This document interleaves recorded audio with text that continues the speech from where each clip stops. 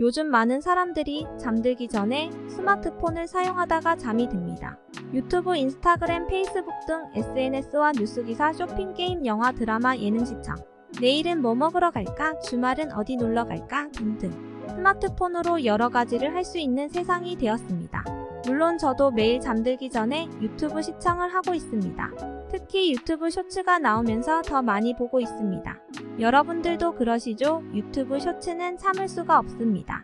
10분만 볼까 하고 보다 보면 1시간이 훌쩍 지나가 있습니다.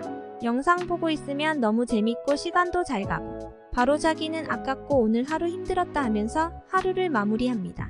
이처럼 매일 밤 스마트폰으로 유튜브를 보기에 취침 시간을 지키지 못하는 경우가 대다수입니다.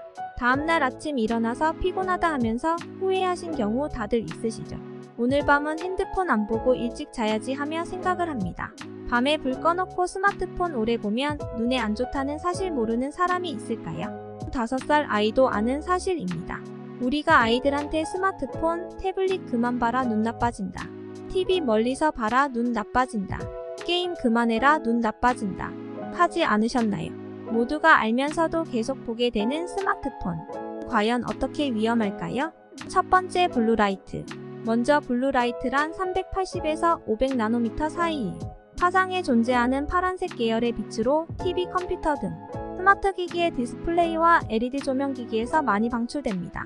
이 중에 우리가 가장 자주 보는 스마트폰에서 발생하는 블루라이트는 눈의 활성산소를 증가시켜 시각세포를 최대 80%까지 파괴시킨다고 합니다. 눈의 동공은 어두운 환경일수록 크게 확장되기 때문에 망막에 많은 블루라이트가 접촉하게 됩니다. 블루라이트에 접촉하게 되면 뇌가 낮은 줄 착각하게 됩니다. 그렇게 되면 생체 리듬 조절과 수면을 유도하는 멜라토닌 호르몬을 분비시키지 않는다고 합니다. 그러면 당연히 수면의 질은 떨어지게 되고 생체 리듬은 불균형이 찾아올 수밖에 없습니다. 다음날 아침에 일어나면 오늘 왜 이렇게 피곤하지? 생각을 하게 됩니다. 두 번째, 녹내장. 녹내장은 시야가 점점 좁아지며 점차 실명까지 이르게 되는 국내 3대 실명 질환입니다. 빛을 인식하는 수정체 형태를 유지하기 위해서는 적절한 안압이 유지돼야 합니다. 안압은 스마트폰 사용 5분 후부터 높아지게 되고 15분이 지나면 25%까지도 상승한다고 합니다. 어두운 상태에서 스마트폰을 보면 안압이 크게 증가하게 되고 초점을 맞추기 위해 선모체 근육이 긴장을 하게 됩니다. 또한 동공이 커지고 수정체가 앞으로 쏠리게 됩니다. 그리고 안구의 형태를 유지하는 수분인 방수가 제대로 방출되지 않는다고 합니다.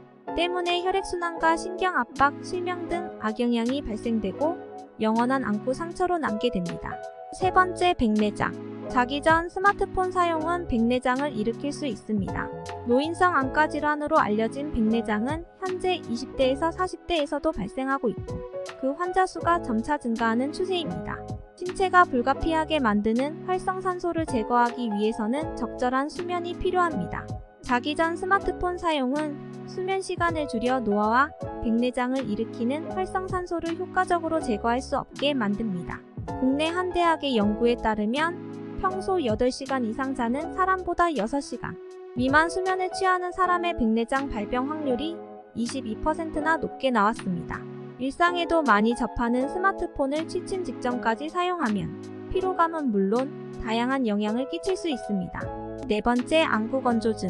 자기 전 스마트폰을 사용하면 안구 건조증을 악화시킨다고 합니다. 스마트폰으로 영상 시청처럼 오랜 시간 집중하다 보면 눈 깜빡이는 횟수가 줄어들어 눈에 피로감이 많이 쌓이고 건조하게 됩니다. 눈의 건조한 상태가 오랜 시간 유지되면 각막에 상처가 생기고 영구적인 시력 저하까지 발생할 수 있습니다. 그리고 시야각이 떨어져 고도근시가 발생된다고 합니다. 비문증, 날파리증. 살면서 한 번이라도 눈을 감았다가 떴을 때 날파리 같은 작은 벌레가 날아다니는 경험을 한 적이 있으시다면 꼭 시청하셔야 합니다. 눈앞에 무언가 둥둥 떠다니는 듯한 불쾌감에 눈을 비빌수록 그 형상이 더 선명하게 보였다면 당장 병원에 가보셔야 합니다. 이 현상은 시간이 지나면 자연스레 사라져 크게 신경 안 쓰는 사람들이 많습니다. 실제로 미국 의학협회 저널에 실린 한 연구는 비문증을 방치할 경우 시력 저하 및 시야 협착, 두통 등의 증상이 동반되며 심하면 시력을 완전히 잃을 수 있다고 밝혔습니다. 비문증 혹은 날파리증이라고 불리는 이 증상은 전 세계인들이 공통으로 겪고 있는 안구질환입니다.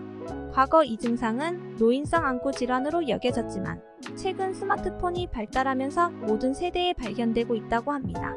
스마트폰, TV, 노트북 등 전자기기 활용이 많아지면서 자연스럽게 눈에 피로가 쌓이게 되고 이것이 눈의 노화를 부추겨 비문증을 유발하기 때문입니다.